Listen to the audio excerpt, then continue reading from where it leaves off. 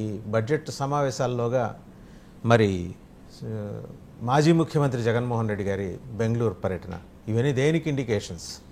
అలాగే చంద్రబాబు గారిని చూసి జగన్మోహన్ రెడ్డి గారు ఏం నేర్చుకోవాలి? ఈ అంశాలన్నిటికీ సంబంధించి బిగ్ డిబేట్లో మనతో పార్టిసిపేట్ చేస్తున్నారు రామ్నాథ్ గారు, పొలిటికల్ అనలిస్ట్. నమస్తే రామ్నాథ్ గారు. నమస్తే. అలాగే శివపార్వతి గారు, జనసేన అధికార ప్రతినిధి, వారు కూడా జాయిన్ అయ్యారు. రేగిడి లక్ష్మణరావు గారు, వైసీపీ అధికార ప్రతినిధి. నమస్తే లక్ష్మణరావు గారు. ఇక కె నరసింహరావు గారు, బీజేపీ అధికార ప్రతినిధి. సో బాధ్యత అంతా టు స్టార్ట్ విత్ మనం నరసింహరావు గారితోనే మాట్లాడాలి. ఎందుకంటే నిధులు ఇస్తున్నారా, ప్రైవేటైజేషన్ దిశగా బుజ్జగించే ప్రయత్నాలు చేస్తున్నారా? మీ మీద, మీ రోల్ మీద చాలా అనుమానాలు ఆంధ్రప్రదేశ్ ప్రజలకు ఉన్నాయి నరసింహరావు గారు. ఎందుకంటే డిజిన్వెస్ట్మెంట్ అనేది ప్రధానమైన పాలసీ కాబట్టి దాంట్లో ఒక ఆంధ్రప్రదేశ్ కోసం, ఆంధ్రప్రదేశ్ సెంటిమెంట్స్ కోసం మేము తలొగ్గితే రేపు పొద్దున మిగిలిన రాష్ట్రాలకి ఏం జవాబు చెప్పుకోవాలి? తాజాగా బీహార్ నుంచి తలెత్తుతున్న ప్రత్యేక హోదా నినాదానికి కూడా మేము జవాబుదారీగా నిలబడాల్సి ఉంటుంది. ఈ క్రమంలో ముఖ్యమంత్రి చంద్రబాబు నాయుడు గారిని బుజ్జగించుకునే ప్రయత్నం, ఎందుకంటే వెనకటి మాదిరి అదిలించే ప్రయత్నాలు లేవు. పూర్తిగా మీరు తెలుగుదేశం మీద అలాగే నితీష్ కుమార్ మీద ఆధారపడి ఉన్నారు కాబట్టి ఈరోజు బుజ్జగింపులు, అనునయింపులు. నరసింహరావు గారు, how committed you are for Vizag steel plant అండి? అంటే ప్రైవేటైజేషన్ కోసం కమిట్మెంట్ కానీ అడిగేది, దాన్ని యథాతథంగా ఉంచి పబ్లిక్ సెక్టర్ రంగంలో ఉంచడానికే నిధులు ఇచ్చేసి దీన్ని మాయపుచ్చే ప్రయత్నం ఏమన్నా చేస్తారా? వాసుదేవన్ గారు, మీకు ప్యానెల్లో ఉన్న పెద్దలకి, మన 99 టీవీ ప్రేక్షకులకి అందరికీ శుభోదయం అండి. నిన్ననే మన రాష్ట్ర ముఖ్యమంత్రి వర్యులు శ్రీ నారా చంద్రబాబు నాయుడు గారు కేంద్ర హోంశాఖ మంత్రి వర్యులు శ్రీ అమిత్ షా గారిని కలవడం జరిగింది. మరి ఏవైతే విభజన హామీలు కానివ్వండి, పోలవరం ప్రాజెక్టు కానివ్వండి, రాష్ట్రానికి రావాల్సిన నిధుల కోసం సంప్రదింపులు జరిపారు. మీరు మాట్లాడినట్లుగా గతంలోనే కేంద్ర మంత్రి వారు కుమారస్వామి గారు, ముఖ్య సహాయ మంత్రి శ్రీనివాసవరం గారు కూడా విశాఖపట్నం గాజువాకలో ఉన్నటువంటి ఉక్కు పరిశ్రమను పరిశీలించి అక్కడ అధికారులతో మాట్లాడి ప్రైవేటీకరణ జరుగుతుందని మీరేం భయపడొద్దని ఒక భరోసా ఇవ్వడం జరిగింది. గత నెల రోజుల క్రితమే మా రాష్ట్ర అధ్యక్షురాలు శ్రీమతి పురంధరేశ్వరి గారి నాయకత్వంలో మా పార్టీ నాయకులందరూ కూడా వెళ్ళి కేంద్ర మంత్రి గారికి వినతిపత్రం ఇచ్చిన వెంటనే నెల రోజుల్లోపే వచ్చి, మరి ఎందుకంటే కేంద్రంలోను ఇటు రాష్ట్రంలోనూ కూడా ఎన్డీఏ కూటమి అధికారంలో ఉంది. ఇప్పుడు ప్రచారంలో, ఎన్నికల ప్రచారంలో అటు జనసేన అధ్యక్షులు పవన్ కళ్యాణ్ కానివ్వండి, అదేవిధంగా చంద్రబాబు నాయుడు గారు, బీజేపీ నాయకులు అందరూ కూడా ఎన్డీఏ కూటమి తరపు నుంచి ప్రైవేటీకరణ జరగకుండా కాపాడతామని హామీ ఇవ్వడం జరిగింది. అందులో భాగంగా అడుగులు చాలా స్పీడ్గా ముందుకు వెళ్తున్నాయి. ప్రైవేటీకరణ జరిగే ప్రసక్తే లేదు. దాన్ని ఏ విధంగా కాపాడాలన్నదే మా బీజేపీ అధిష్టానం కూడా ఆలోచిస్తుంది. రాబోయే రోజుల్లో దేశ ప్రధాని శ్రీ నరేంద్ర మోదీ గారి దృష్టికి తీసుకువెళ్లి ఖచ్చితంగా దాని మీద సానుకూలమైన ప్రకటన వస్తుందని ఆశాభావం వ్యక్తం చేస్తున్నాం. అదేవిధంగా పోలవరానికి మరి గతంలో 2014లో టీడీపీ ఇదే ఎన్డీఏ కూటమి అధికారంలో ఉన్నప్పుడు సుమారు 11,000 కోట్లు వస్తే, మరి గత 5 ఏళ్లలో వైఎస్ఆర్సీపీ ప్రభుత్వం కేవలం 5,000 కోట్లు మాత్రమే తెచ్చుకోగలిగింది. అంటే కేంద్రం నుంచి నిధులు ఇస్తున్నా సరే తెచ్చుకోలేని పరిస్థితి గత ప్రభుత్వం. కానీ ఇప్పుడు అలా కాదు. 14 ఏళ్ల సుదీర్ఘ అనుభవం గల చంద్రబాబు నాయుడు గారు సీఎంగా ఉన్నారు కాబట్టి, పవన్ కళ్యాణ్ గారు డిప్యూటీ సీఎంగా ఉన్నారు కాబట్టి, కేంద్రంలో మీరన్నట్లుగా కీలక పాత్ర మన ఆంధ్రప్రదేశ్ రాష్ట్రంలో ఉన్నటువంటి ఎంపీలు 21 మంది ఉన్నారు కాబట్టి, 3 పార్టీలకు సంబంధించిన వాళ్ళు ఖచ్చితంగా ఆంధ్రప్రదేశ్ రాష్ట్రానికి ప్రత్యేక హోదా నితీష్ కుమార్ గారు అడిగారని చెప్పి ప్రత్యేక హోదా సాధ్యం కాదండి. ప్రత్యేక ప్యాకేజీ, దానికంటే మెరుగైన ప్యాకేజీ ఇచ్చి ఆంధ్రప్రదేశ్ రాష్ట్రాన్ని అన్ని రంగాల్లోనూ మనం అయిపోయిన విషయాల గురించి కాదు నరసింహరావు గారు, అయిపోయిన విషయాల గురించి కాదు, మీరు ఎక్స్టెండ్ చేసిన కోఆపరేషన్ గురించి కాదు, జరగబోయే దాని గురించే మాట్లాడుతున్నాను. ఎందుకంటే కేంద్ర బడ్జెట్ పెట్టబోతున్నారు, దాంట్లో రాష్ట్రానికి ఆంధ్రప్రదేశ్కి ఏమి ఇస్తారు? ఇలాగే ఏదో మాయమాటలు చెప్పి సాంబ్రాణి జల్లేసి పంపిస్తారా? నిజంగా ఇస్తారా? ఎందుకంటే మీకు ఆంధ్రప్రదేశ్ అనేసరికి ఒక పక్క నుంచి ఒక 15-20 కారణాలు ఒక్కసారిగా తెర మీదకి వస్తాయి. పక్క రాష్ట్రాలు వాళ్ళు అది అడుగుతారు, ఇది అడుగుతారు. ఆంధ్రప్రదేశ్ వాస్తవంగా ఏర్పడింది తెలంగాణ కాదు, ఆంధ్రప్రదేశ్ ఏర్పడింది ప్రత్యేకంగా. సో దాని మీద ఎక్కువ దృష్టి పెట్టాలి. తెలంగాణకి సమ ప్రాధాన్యం ఇస్తున్నా ఆంధ్రప్రదేశ్కి ఎక్కువ దృష్టి పెట్టాలి ఆంధ్రప్రదేశ్ మీద. ఎందుకనో సరే గడిచిన 10 ఏళ్ళలో ఏమీ జరగల. పార్లమెంట్లో పరస్పరం బీజేపీ కాంగ్రెస్ సహకరించుకొని చేసుకున్న ఒప్పందంలో భాగంగా ఏమీ జరగలేదు. సో ఇప్పుడు కూడా జరగలేదనుకోండి, విశ్వసనీయత అనే ఆస్పెక్ట్ వచ్చేప్పటికీ బీజేపీ క్రాస్ రోడ్స్లో నుంచోమనే పరిస్థితి ఉంది. మీ మీద మీ డిపెండ్ అయ్యి మీ కూటమి భాగస్వామ్య పక్షాల భవిష్యత్తు కూడా ఆధారపడి ఉంటుంది. వాళ్ళ పరిస్థితి వాళ్ళ సంగతి ఏమో కానీ ముందర మీ సర్వైవల్ దక్షిణాది రాష్ట్రాల్లో చాలా కష్టమవుతుంది. ఈ నెల 22 నుంచి పార్లమెంట్ సమావేశాలు, బడ్జెట్ సమావేశాలు ప్రారంభం అవుతున్నాయి, వర్షాకాల సమావేశాలు. ఖచ్చితంగా ఈ యొక్క సమావేశాల్లో ఆంధ్రప్రదేశ్ రాష్ట్రానికి రావాల్సినటువంటి నిధులు కూడా ఎన్ని వేల కోట్లు ఇస్తారనేది ప్రకటించే అవకాశం ఉంది. ఎందుకంటే నిర్మలా సీతారామన్ గారు మళ్ళీ వస్తాను ఒకసారి రామ్నాథ్ గారి దగ్గరికి వెళ్దామండి. రామ్నాథ్ గారు 2-3 ఆస్పెక్ట్స్ ఇక్కడ. సరే, ఆంధ్రప్రదేశ్కి రావాల్సిన నిధులు, అలాగే మంత్రులు ఆంధ్రప్రదేశ్లో ఒకళ్ళ వ్యవహారాల్లో ఒకళ్ళు జోక్యం చేసుకోవటాలు. సీరియస్ వార్నింగ్ ఇచ్చారు చీఫ్ మినిస్టర్ గారు. ఏది ఈ ఉచిత బస్సు పథకం గురించి మాట్లాడాల్సిన రవాణా శాఖ మంత్రి కాకుండా ఇంకొక అనగాని వారు మా మంత్రి అనగాని మాట్లాడటాన్ని మీరు ఇన్వాల్వ్ కామాకండి ఇట్లాగాని అంటే అవగాహన లేకుండా ప్లస్ హోంవర్క్ చేయకుండా. ఒకటి గమనించండి, ముఖ్యమంత్రి చంద్రబాబు నాయుడు గారు ప్రతిదీ హోంవర్క్ చేసుకొని మాట్లాడతారు. ఆయన్ని ఆదర్శంగా తీసుకోవాల్సింది ఆ ఆస్పెక్ట్లో గబాలన ఉచిత బస్సు పథకం లేకపోతే వీటి గురించి ఎలా మాట్లాడతారండి. రెండోది రఘురామకృష్ణరాజు గారి ఎపిసోడ్. తెలుగుదేశం కొంచెం ఆచితూచి వ్యవహరిస్తున్నట్టుంది. ఎందుకంటే 2019 ముందర ఆయన వాస్తవంగా మాట్లాడాల్సింది ఆ రోజు తెలుగుదేశంలో టికెట్ లేకపోయేసరికి ఇటు వచ్చారు ఆయన. వాస్తవంగా తెలుగుదేశం క్యాండిడేట్ కొంచెం ఆలస్యం అయ్యేసరికి. సో మొన్న కూడా స్పీకర్ పదవి మీద ఆయన ఆశ పెట్టుకున్నారు, రాలేదు. సో దాని మీద కొంచెం అసంతృప్తితో ఉన్నారు. ఇవాళ రేపు ఓకే, ఎల్లుండి ఎట్లా మాడతారనే దాని మీద అనుమానాలు ఏమంటారు?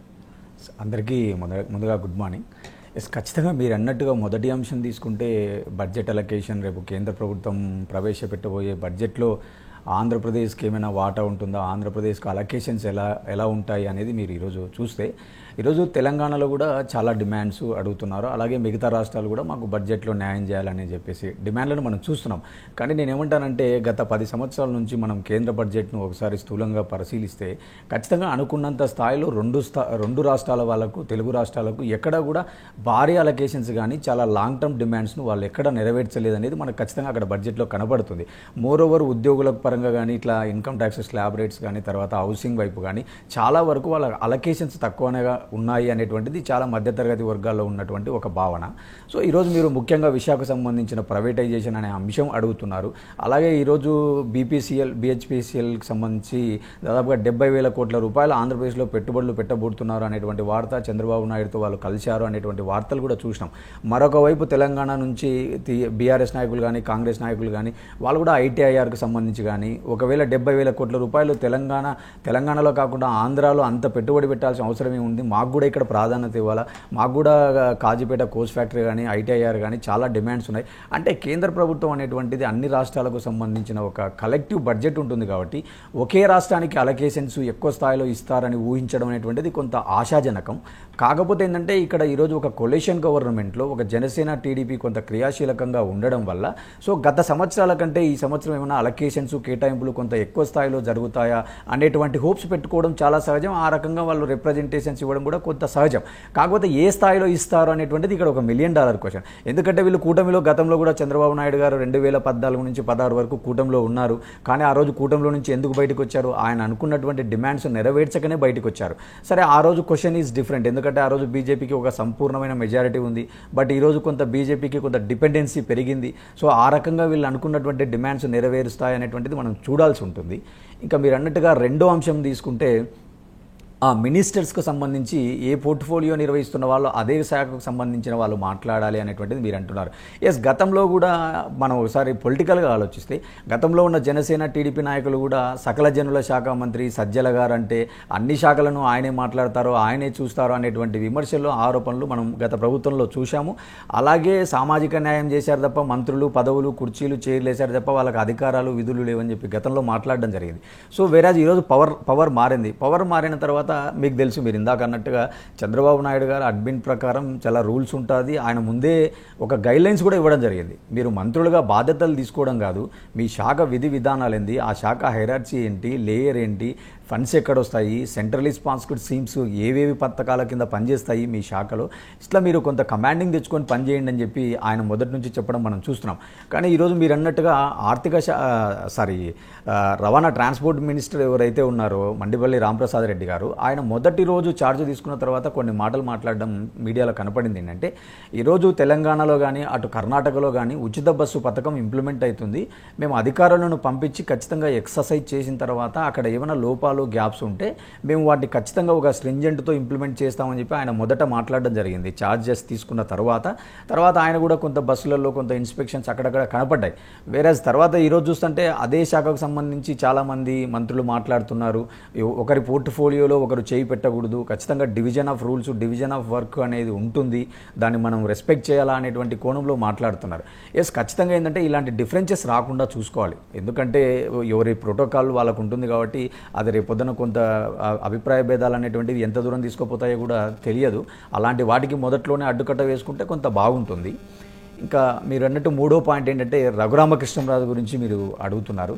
రఘురామకృష్ణంరాజు అనేటువంటి ఆయన గురించి మనం రాష్ట్ర రాజకీయాల్లో 2014 నుంచి కూడా తీసుకుంటే ఆయన చాలా అనేక పార్టీలు మారుకుంటూ ఆయన అధికార పార్టీలో ఉన్నా కూడా ఆ అధికార పార్టీకి చాలా తొందరలో దూరం అవుతున్నటువంటి నేచర్ మనకు కనపడింది గతంలో.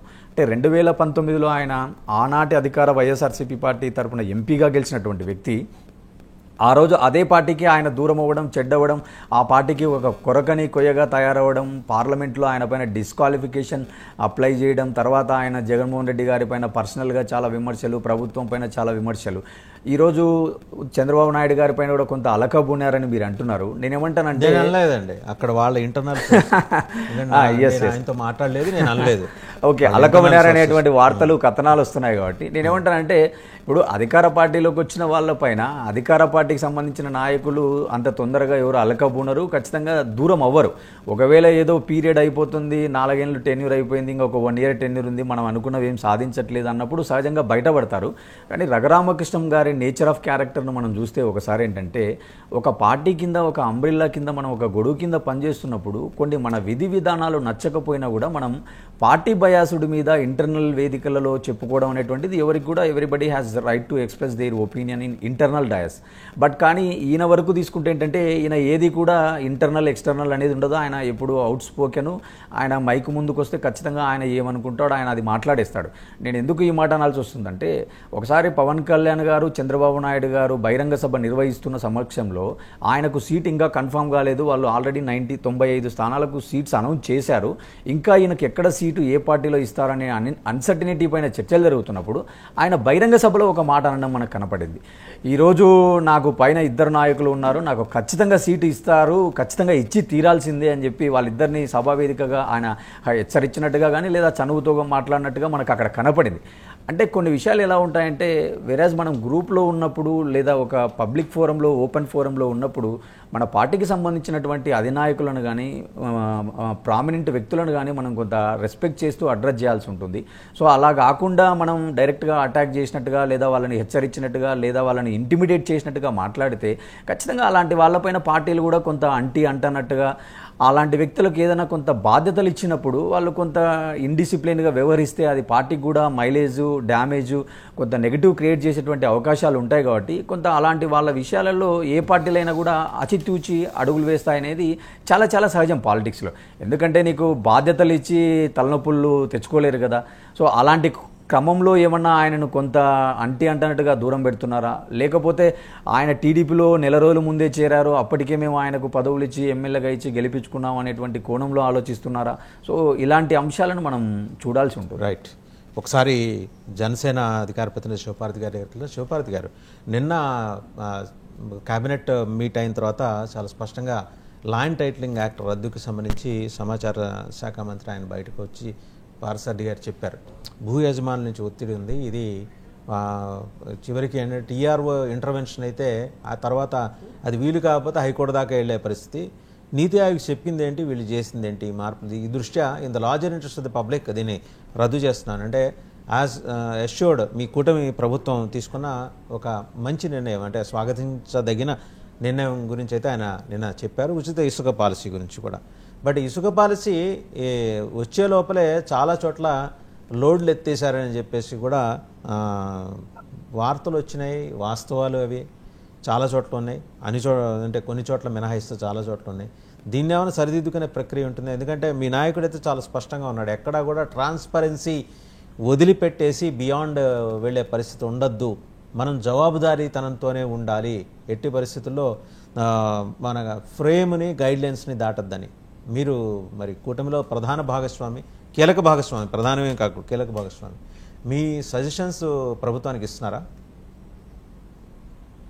ముందుగా వాసు గారు, మీకు ప్యానెల్లో ఉన్న పెద్దలకి 99 వీక్షకులకి గుడ్ మార్నింగ్ అండి. పవన్ కళ్యాణ్ గారు అధ్యక్షుల వారు ఖచ్చితంగా దీని గురించి ఇస్తారు, ఖచ్చితంగా ఫీడ్బ్యాక్ అయితే ఇస్తారు. ఎలాంటి సలహాలు సూచనలు అయినా కూడా ఆయనకు అనిపించింది చంద్రబాబు గారితో డిస్కస్ చేయడం జరిగింది.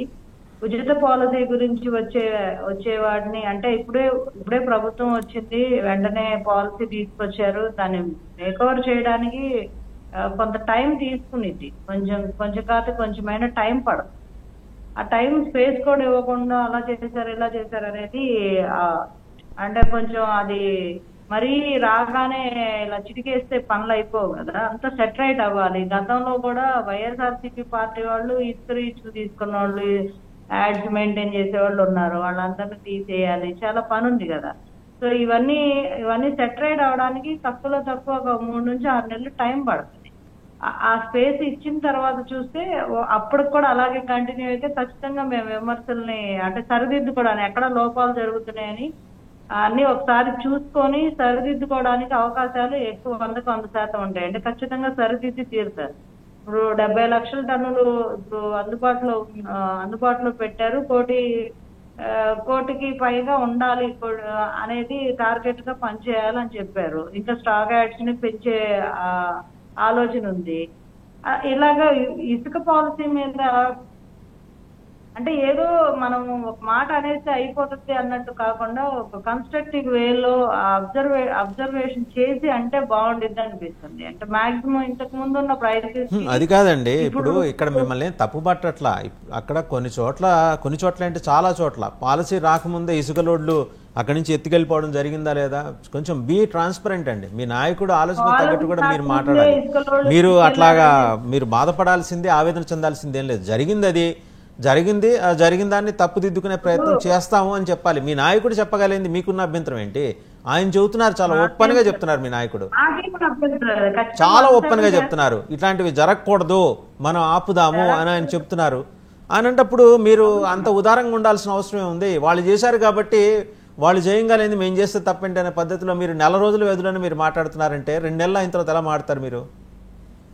అసలు వాళ్ళు రివ్యూ యువర్ సెల్ఫ్, మిమ్మల్ని మీరు సమీక్షించుకోండి, ఎవరో అక్కర్లా. అవినీతి మీరు మేము వాళ్ళు చేసినట్టు మేము చేస్తామని మీరు ఎలా చెప్పగలుగుతారు? నేను చెప్పటం కాదు, మీరు పొద్దుస్తమానం ఈ 4 రోజులు అన్ని మీడియాల్లో వచ్చిన వార్తలు చూడండి. లోడ్లు ఎలా ఎత్తుకెళ్ళిపోయారు. You need to answer for that. మీ నాయకుడు ట్రాన్స్పరెంట్ గా ఉన్నాడని చెబుతున్నా. పాప ఆయన ఏ వంక లేకుండా ఇది తప్పు అని టైం అండ్ అగైన్ చెప్తున్నాడు. ఆయన ఎప్పుడు ఉంటారు అలాగే ఉంటారు ట్రాన్స్పరెంట్ గా. బట్ ఇప్పుడు నేనేమంటున్నానంటే వైఎస్ఆర్సీపీ పార్టీ లాగా మీరు విమర్శలు చేయకండి అంటున్నాను. ఓహో, అంటే మీరేం చెబితే అది చేయాలన్నమాట, అంతే. మీరేం చెబితే అది మేము ఫాలో కావాలనే పద్ధతిలో ఉన్నారు. పాలసీ కాదండి, టైం ఇచ్చి పాలసీ కొంచెం మీరు 100 రోజులు నేను చెప్పిన విషయం మీరు అర్థం చేసుకోవట్లా. నేను అన్నది ఏంటంటే పాలసీ అమలయ్యే లోపలే లోడ్లు ఎత్తేసారు, జీవో వచ్చే లోపలే లోడ్లు ఎత్తి తరలించేసి సొమ్ములు చేసుకున్నారు, చాలా మంది ఇన్వాల్వ్ అయి ఉన్నారు ఇందులో. దాన్ని గమనించిన మీ నాయకుడు అటువంటివి జరగకూడదని చెప్పి గట్టిగా స్ట్రింజెంట్ గా ఆయన మాట్లాడుతున్నారని చెప్తున్నా. అది అలాంటి 1-2 చోట్ల జరిగిన ఉదంతాలు దృష్టికి 1-2 చోట్ల జరగల, 98 చోట్ల జరిగినాయి. అదే కదా ఆయన చెప్పేది. 1-2 చోట్ల జరగల, 98 చోట్ల జరిగినాయి. ఇప్పుడు అలాంటి జనం మిమ్మల్ని ఎన్నుకున్నదండి శివపార్వతి గారు. వైసీపీ లాంటి వ్యవహారాలు మీరు చేయొద్దని ఎన్నుకున్నారు. మీరు అంటే కేవలం జనసేనని కాదు, కూటమిని. సో అలాంటివి జరుగుతున్నాయని మీ దృష్టికి తీసుకొస్తున్నాం. ఒక విషయం మీరు చెప్పొద్దు అంటే చెప్పడం మానేస్తాం. శివపార్వతి గారు చెప్పారండి, అందువల్ల మేము చెప్పమండి అలాంటి మా నోటీస్కి వచ్చినా అని చెబుతా. నాకేం అభ్యంతరం లేదు. ఎక్కడో 1-2 98 చోట్ల ఎక్కడ తిరిగే చెప్పండి. 98 చోట్ల ఏం జరగలేదు. మీకు ఎవరు ఇచ్చారో కానీ ఇన్ఫర్మేషన్ ఏదో ఒక 5 మాకు అసలు ఏమి ఇన్ఫర్మేషన్ రాదు, మాకు మీరు చెబితేనే తెలుస్తుంది అనే పద్ధతిలో మీరు మాడుతున్నారు శివపార్వతి గారు. మీకు తెలిసిందే సమాచారం అవతల వాళ్ళకి ఏం తెలియదు అనుకునే విధానం నుంచి బయటికి రండి ఫస్ట్. ఎందుకంటే వితౌట్ ప్రూఫ్ లేకపోతే వితౌట్ ఎవిడెన్స్ ఎవరు మాట్లాడరు. మీకు తెలుగుదేశం పార్టీకి అనుకూలంగా ఉండే మీడియాలో వచ్చిన కథనాలే చూడండి. ఎవరు నేను చెబితే మీరు నమ్మకపోవచ్చు కాక, దాంట్లో వచ్చిన మీడియాలో వచ్చిన కథనాలే. ఏం మీరు మీరు మీరు I think you are in headquarters అమరావతిలో ఉన్నారు, వెళ్ళి చెక్ చేసుకోండి, క్రాస్ చెక్ చేసుకోండి గవర్నమెంట్ దగ్గర. ముందు ఇప్పుడు పవర్ ట్రాన్స్ఫర్ అవ్వగానే స్టాక్ యాక్ట్స్ ఎవరు ఆధీనంలో ఉన్నాయి? ఇంకా కొంతమంది వైసీపీ చేతులు ఆధీనంలోనే ఉన్నాయి. వాళ్ళందరూ తీసేసి వీళ్ళని రిక్రూట్ చేసే వరకు టైం పడుతుంది. ఈ లోపు వాళ్ళు అన్ని దుకాణం సర్దేసింది, అది కూటమి మీద వేయకూడదు మీరు. ఓకే సరే, అయితే మీరు చెప్పిందే కరెక్టు, మాకేమీ తెలియదు. కాదు, మీరు చెప్పింది కరెక్టు, మాకేమీ తెలియదు అనే ధోరణిలో మీరు మాడుతున్నారు. వాళ్ళ తప్పులు చేశారు, అవి మీరు చేయమాకండి అని జనం చెబుతున్నారు. అది మీ నోటీస్ పెడుతున్నది.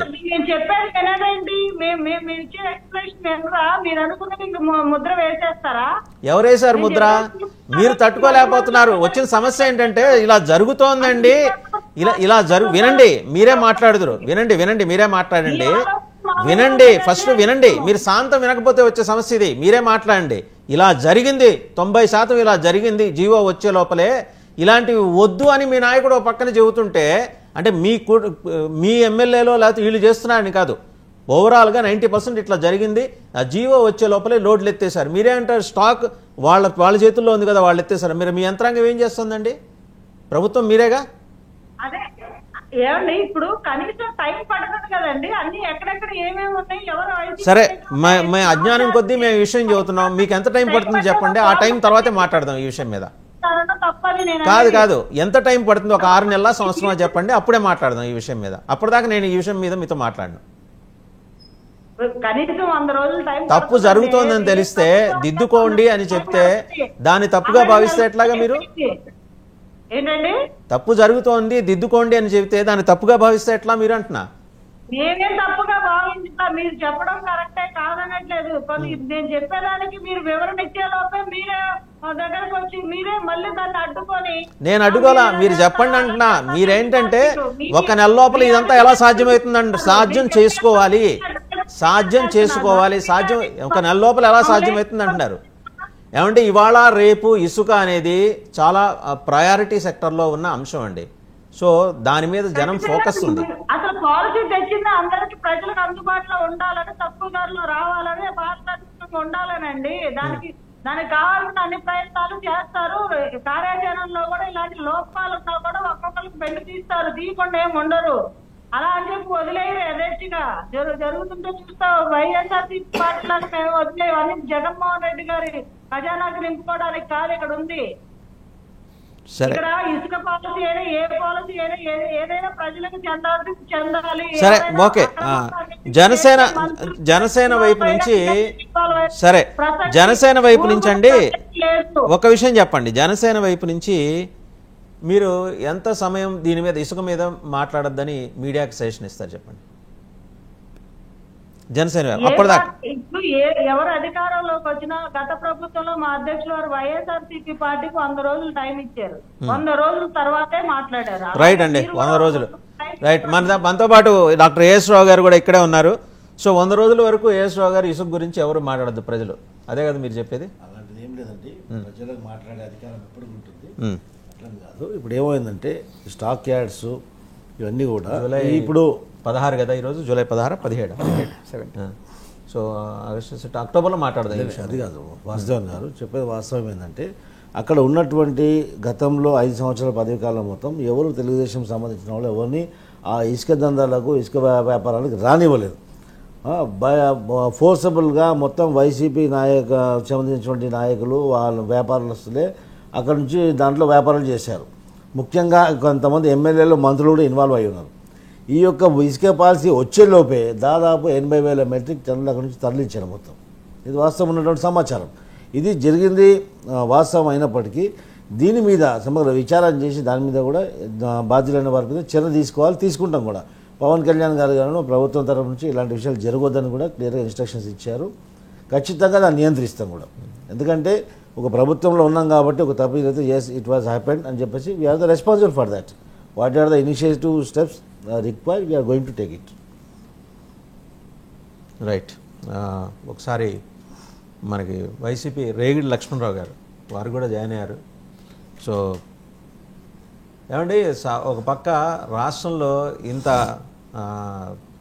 ఇన్ని డెవలప్మెంట్స్ జరుగుతుంటే కూల్గా మీ నాయకుడు వెళ్ళి బెంగళూరులో కూర్చోటాన్ని ఏమన్నా చూడాలండి? పొద్దున్న లేస్తే నేను తాడేపల్లిలో నేను ఇక్కడ ఇల్లు కట్టుకున్నాను, అమరావతిలో ఇల్లు కట్టుకున్నాను, ఆయనకి ఇల్లు లేదు వీళ్ళకి ఇల్లు లేదని మాట్లాడిన మీ నాయకుడు మాజీ ముఖ్యమంత్రి ఇవాళ కీలకమైన డెవలప్మెంట్స్ జరుగుతుంటే కంచెలు వేసుకొని జనాల్ని, కనీసం వచ్చే జనాల్ని కలవటానికి కూడా కంచెలు, అంచెల వారీగా చెకింగ్స్, ఇంకా మీరు మారరా లక్ష్మణరావు గారు? వినిపిస్తోందా లక్ష్మణరావు గారు? వాసుదేవన్ గారు చెప్పండి. గుడ్ మార్నింగ్ అందరూ కూడా. Good morning. జగన్మోహన్ రెడ్డి గారిలో మార్పు వచ్చింది, చాలా క్రిస్టల్ క్లియర్గా మాకు అర్థమవుతుంది. మేము మాట్లాడినాం, జగన్మోహన్ రెడ్డి గారిని మేము కలిసాం. ఆయన ప్రజలకి, కార్యకర్తలకి, నాయకులకి ఇవ్వాల్సినటువంటి భరోసా త్వరలో ఒక కార్యక్రమం ద్వారా ప్రజల్లోకి రాబోతూ ఉన్నారు. బెంగళూరు నుంచి వచ్చిన తర్వాత అసెంబ్లీ సమావేశాలకు కూడా పాల్గొంటారని నాకున్నటువంటి ప్రాథమిక సమాచారం. ఇంకేంటంటే సమాచారం ఏందండి, అసెంబ్లీ సమావేశాలకు అటెండ్ కావడం వాళ్ళ బాధ్యత కాదా? ఇంత సమాచారం అయింది. ప్రజలు ఓటేసి గెలిపించింది, అసెంబ్లీకి పోయి చర్చించిన ఆయన అని చెప్పేసి పంపించారు. వెయిట్ చేయండి, వెరీ రాంగ్. మాట్లాడదాం, వెయిట్ చేయండి. నన్ను మాట్లాడలేమండి. స్టార్టింగ్ లో మీరు అది కరెక్ట్ కాదు, వెయిట్ చేయండి. అంటే వాస్తవానికి నేను అనేది ఏంటంటే డెవలప్మెంట్ చేస్తూ ఉన్నారు, డెవలప్మెంట్ అవుతూ ఉంది. మేము 2019లో అధికారంలోకి వచ్చినప్పుడు 100 కోట్ల బడ్జెట్ మాకు మిగిల్చడం జరిగింది చంద్రబాబు నాయుడు. ఈ 100 కోట్ల బడ్జెట్ 100 కోట్లు మాత్రమే ఉన్నాయి. ఈ 100 కోట్లతో ఏ విధంగా పరిపాలిస్తారు జగన్మోహన్ రెడ్డి గారు? ఇప్పుడు పెన్షన్ ఇవ్వాలంటే ఆ రోజుల్లోనే 3000 కోట్ల పైన అవసరం అవుతుంది. జీతాలు ఇవ్వాలి, ఇవన్నీ కూడా. మరి అప్పుడున్నటువంటి ఆర్థిక మినిస్టర్ ఎవరైతే యనమల రామకృష్ణుడు ఏమని రాశారు ఆర్బీఐకి? అసలు మేము అప్పుకే రాము, ఇదే this is last and final అని చెప్పి ఆయన లెటర్ జరిగింది. చాలా మంది కూడా ఏమనుకున్నారంటే ఇంకా జగన్మోహన్ రెడ్డి గారు ఏం చేస్తారు అని వాళ్ళ సొంత మీడియాలోనే ఏమైతే వాళ్ళకి ఎల్లో మీడియా ఉందో ఆ ఎల్లో మీడియాలోనే ఈ ప్రసారం వచ్చి కథనాలు వచ్చి మీ మీడియా ఏంటండి? అలాగే ఈ రోజు మీరు చూస్తే అయితే మీ మీడియా కాదండి. పదే time and again don't say like that. Yellow media వాళ్ళది ఎల్లో మీడియా అయితే మీ మీడియా ఏంటి?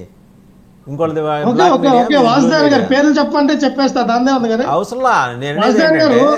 వాళ్ళ అనుకూల మేము 5672 కోట్ల చిల్లర ఈ రోజున మేము అంత బడ్జెట్ వాళ్ళకి ఇచ్చి మేము ఈ రోజున దిగడం జరిగింది. అయినా ఇప్పటికీ డబ్బులు లేవు, లోటు బడ్జెట్ అని మాట్లాడుతున్నటువంటి చంద్రబాబు నాయుడు అసలు బడ్జెట్ గురించి మీరు మాట్లాడకూడదు కదా.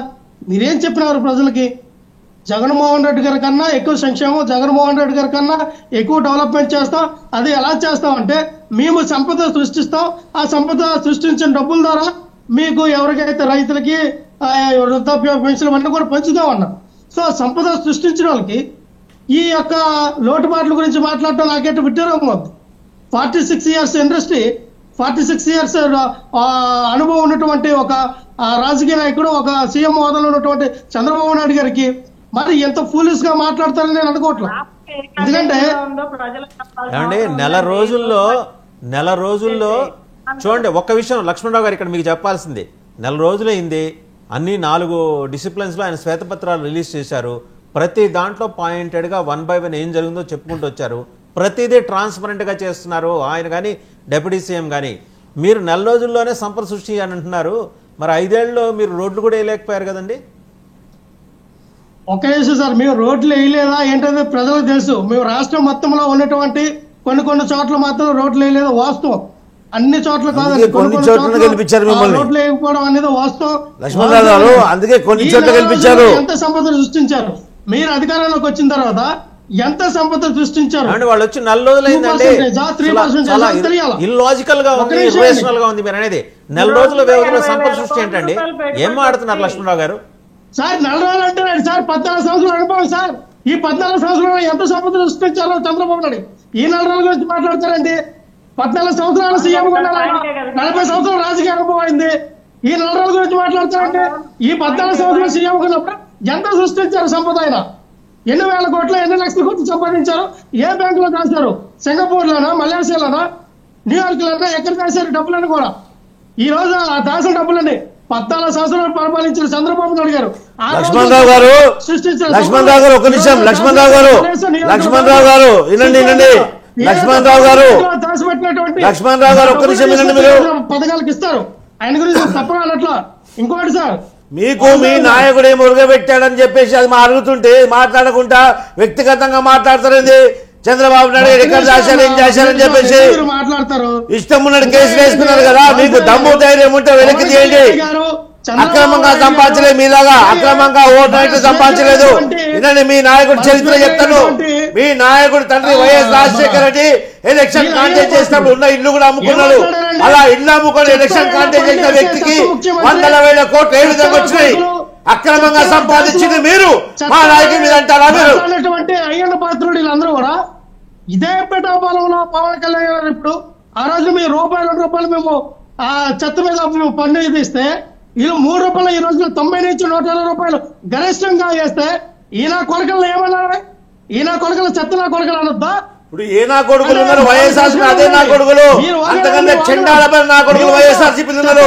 లక్ష్మణరావు గారు మీరు వైఎస్ఆర్సీపీ కండగా కప్పుకొని మొత్తం ముఖానికి ముద్ద పూసుకున్నట్టు మాట్లాడద్దు.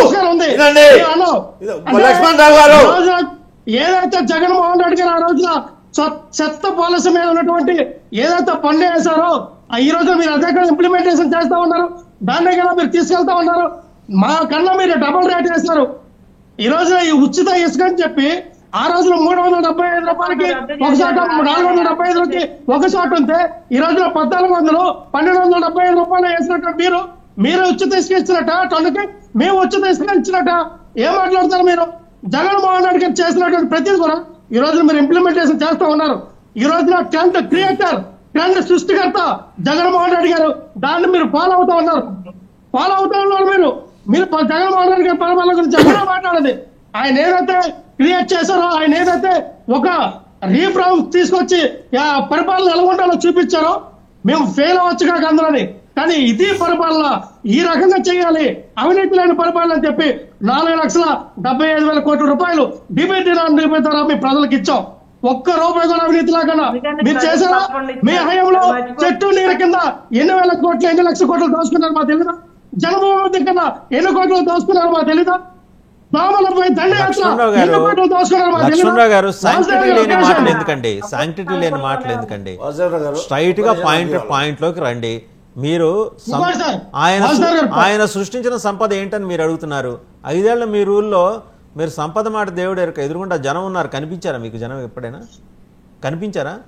ఈ రాష్ట్రంలో 5 కోట్ల మంది ప్రజలు ఉన్నారు.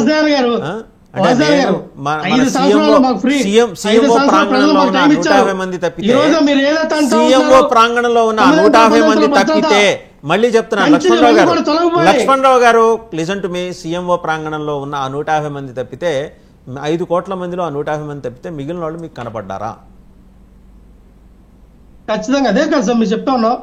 ఏవైతే మేము ఆ రోజుల్లో జరిగినటువంటి ఏవైతే ఉన్నాయో అవన్నీ కూడా మేము సమీక్షించుకుంటున్నాం. ఖచ్చితంగా ప్రజల్లోకి రావాలని, ప్రజల్లో ఉండాలని జగన్మోహన్ రెడ్డి గారు ఈ రోజున అవన్నీ తెంచేశారు. మీరు అన్నట్టు కంచెలు లేవు, మీరు అన్నట్టుగా ఎక్కడ 9 అంచెల 10 అంచెల భద్రత ఎక్కడ లేవు, తీసేశారు. ప్రజల్లోకి డైరెక్ట్ గా వెళ్తా ఉన్నారు ఇప్పుడు జగన్మోహన్ రెడ్డి గారు.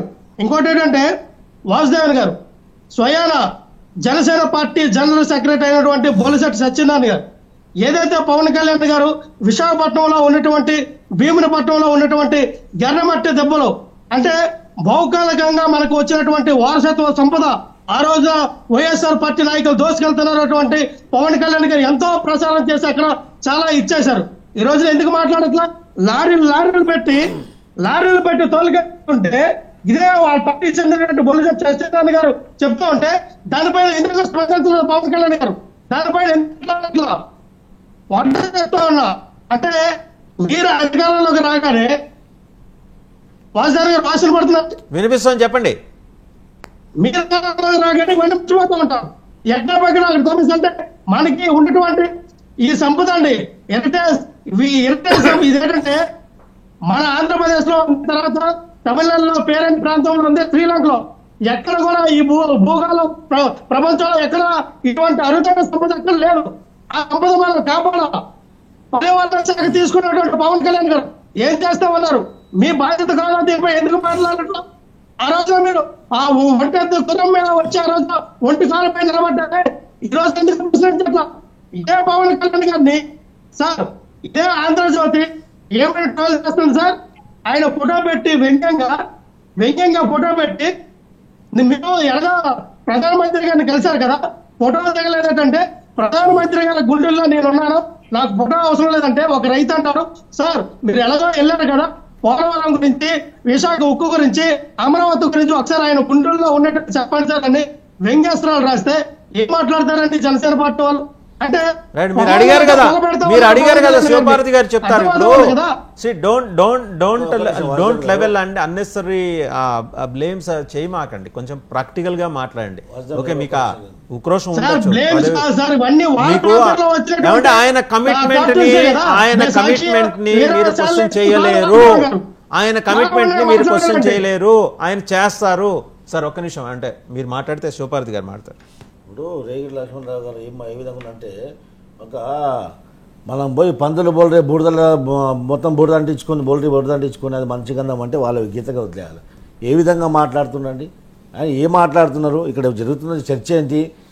ఏం చేశారు 5 సంవత్సరాలు? అదే అడగకుండా జగన్మోహన్ రెడ్డి ఏదో చేశారు, ఓహో అది చేశారు, రిఫార్మ్ తీసుకొచ్చారంటే మీ రిఫార్మ్ తీసుకొచ్చే ముఖం అయితే 11 సీట్లకు ఎందుకు పరిమితం చేస్తారు? ప్రతిపక్ష హోదాకు కూడా పనికిరారని చెప్పి ప్రజలు తీర్పిచ్చారు. అది తెలుసుకోకుండా మళ్ళీ అదే మొండి మాటలు మాట్లాడడం ఏంటండి? మీరు వైసీపీ కండవ కప్పుకున్నంత మాత్రాన, మీరు అరిచినంత మాత్రాన, అర్థం లేని మాటలు మాట్లాడినంత మాత్రాన మీకు 10 వచ్చినవచ్చు. జగన్మోహన్ రెడ్డి అందరూ ముద్దాడచ్చు, ప్లీజ్ అని మిమ్మల్ని కూడా ముద్దాడుతుండొచ్చు కావచ్చు. అది మీ సొంత విషయం, అది మీకు సంబంధించిన విషయం. మీరు మా నాయకుడి మీద మాట్లాడలేము.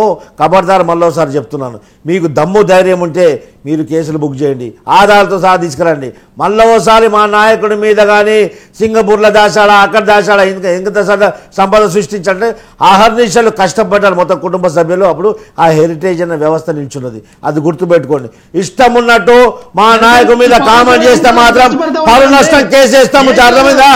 పరు నష్టం లీగల్ కాన్సిక్వెన్సెస్ ఎదుర్కోవాల్సి వస్తుంది.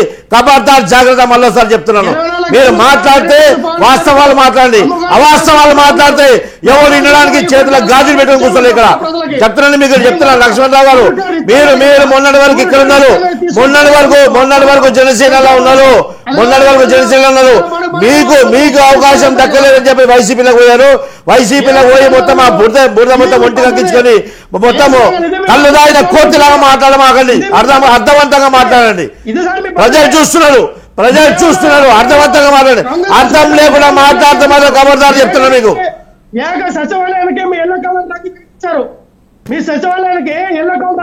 మీరు అర్థవంతంగా మాట్లాడండి. ఏదైనా మాట్లాడితే ఆరోపణ చేస్తే సాక్ష్యాలతో ఆరోపణ చేయండి. ఇష్టం ఉన్నట్టు మాట్లాడితే మాత్రం మర్యాద చెప్తున్నాను. ఓకే, లక్ష్మణరావు గారు శివభారతి గారు మాట్లాడతారు. శివభారతి గారు లక్ష్మణరావు గారు చెత్త పన్ను వేశారు అంటున్నారు. ఆయన ఎక్కడ చెత్త పన్ను వసూలు చేస్తారో కాస్త ఆధారాలు చెప్పండి. రాగానే చెత్త పన్ను రద్దు చేశారు, అది ఓపెన్ గా పిఠాపురంలో మీ పవన్ కళ్యాణ్ గారు వేశారు, మీ అధ్యక్షులు పిఠాపురంలో వేశారు.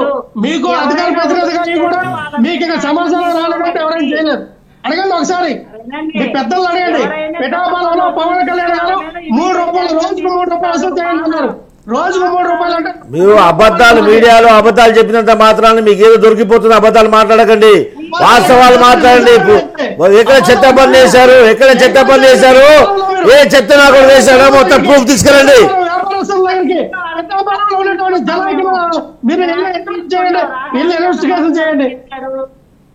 రాగానే చెత్త పన్ను రద్దు చేశారు, ప్రజలకు చెప్పారు మీరు చెత్తకు పన్ను కట్టక్కర్లేదు అని. అది మినహాయించి ఎవరైనా దాన్ని పెడచెవన పెట్టి ఎవరైనా చెత్త పన్ను వసూలు చేస్తుంటే వాళ్ళ మీద ఇమీడియట్ గా యాక్షన్ తీసుకోబడింది. ఎక్కడ అవుతుందో చెప్పండి, మా దృష్టికి తీసుకురండి, మీ విమర్శను మేము తీసుకొస్తే మీరు ఎక్కడ వసూలు చేస్తారో చెప్తే ఆ సర్టైన్ పర్సన్స్ మీద ఖచ్చితంగా యాక్షన్ తీసుకోబడిద్ది. ఇంకోటేంటి, ఏదో ఎర్ర మట్టి తిబ్బలో ఏదో చెప్తున్నారు, అది కూడా మేము దాని మీద ఎవరైతే తోలుతున్నారో, ఎవరైతే దాన్ని పాడు చేస్తారో వాళ్ళ మీద ఖచ్చితంగా పర్యావరణ పరిరక్షణ విషయంలో పవన్ కళ్యాణ్ గారు ఎట్టి పరిస్థితిలో ఉపేక్షించరు, అందులో డౌటే లేదు. ఎవరైనా అలాంటి పనులు చేద్దామని అనుకుంటే మాత్రం ఖచ్చితంగా వాళ్ళ మీద చర్యలు తీవ్రంగా ఉంటాయి. మీ దృష్టికి ఏమైనా ఉంటే మాకు ఆధారాలు ఇవ్వండి. ఖచ్చితంగా పవన్ కళ్యాణ్ గారి దృష్టికి తీసుకెళ్తారు, మరి ఆయన డిప్యూటీ సీఎం గారు స్పందిస్తారు. అందులో ఎలాంటి అనుమానం లేదు. శ్రీపాద్ గారు ఆల్రెడీ మీ జనరల్ సెక్రటరీ బొత్స సత్యనారాయణ గారు పవన్ కళ్యాణ్ గారికి చెప్పానన్నారు, ఆయన దృష్టికి తీసుకెళ్తానన్నారు, తీసుకెళ్లారు. దానిపైన పవన్ కళ్యాణ్ గారు ఇంతవరకు స్పందించాల.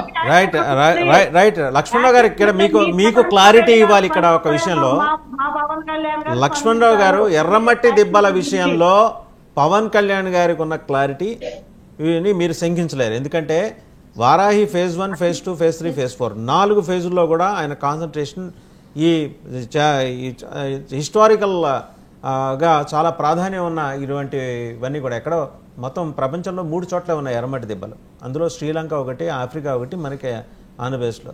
దాని ఈ 5 ఏళ్లలో మీ వాళ్ళు ఎట్టా తవ్వుకుపోయారు, ఆయన దగ్గర స్పష్టమైన ఆధారాలు ఉన్నాయి. ఆయన వదిలిపెట్టరు.